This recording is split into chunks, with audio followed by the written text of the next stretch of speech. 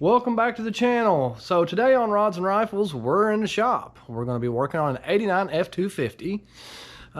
It's got 54,000 original miles, and we're going to try to make some progress on this truck. It's was on a farm to begin with, and it's got a few dents and dings, but overall it's in good shape. There's no rust really to mention. You know, like I said, it's just an old farm truck, you know, or it was, but that's probably what saved it, to be totally honest, because it was never in the salt.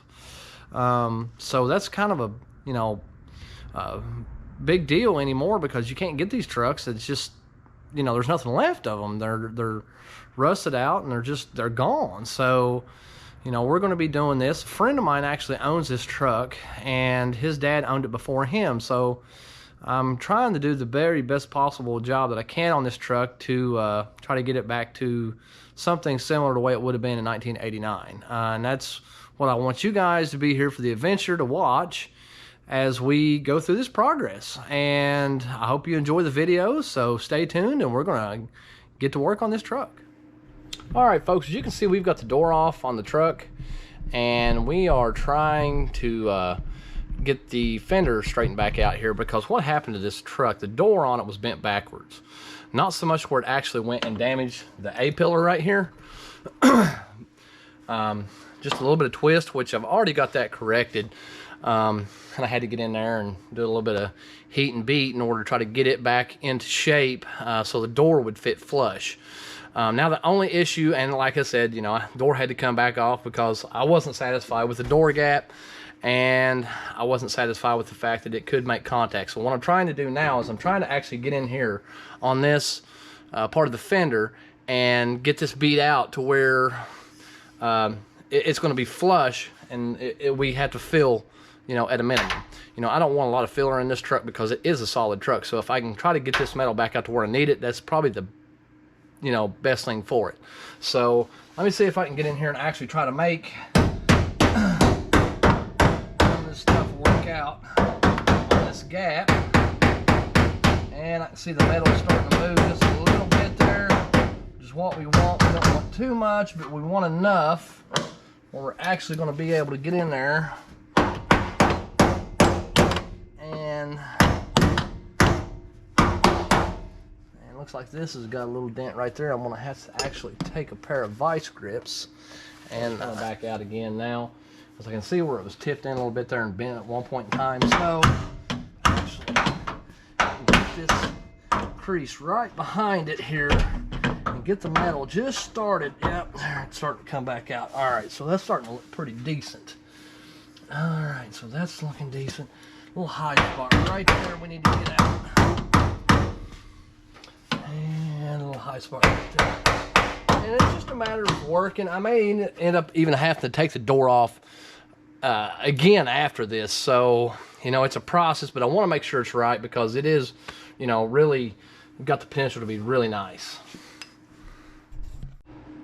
All right, folks, as you can tell, I've already got the door off, and I've already got started on part of the repair. Now I'm going to try to get some of this body filler in here and try to get it finished out and get it primed and ready to go back on the truck after we get the fender fixed. So see how this works out. I'm gonna have to build it up a little bit right there and kind of follow along the lines of that. A little bit right there.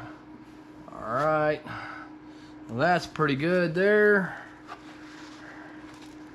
Okay, start the crease, which starts right here. We'll go ahead and start building that up, because we're going to have that. All right.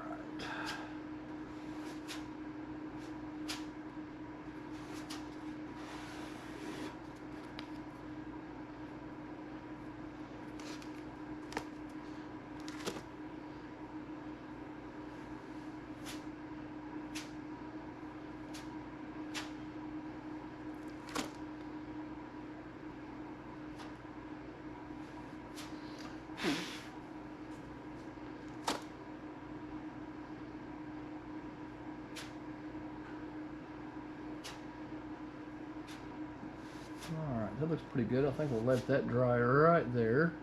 And then I can come in through here and fill this back a little bit. I can get a little bit of it right now and try to get this built up where we can follow the line, because it was creased really bad here in the body line. So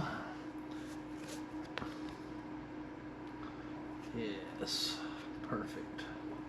Alright, so we can kind of get that flow down a little bit there. Alright, now it looks like we've got enough material to work with on that. Trying to get the body line straight. I have to have a little bit more right there.